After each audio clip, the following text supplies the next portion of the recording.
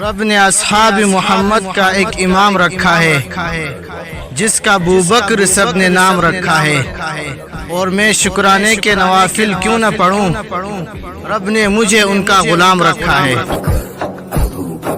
وہ ایمان لانے بچانے میں پہلا وقار خلافت۔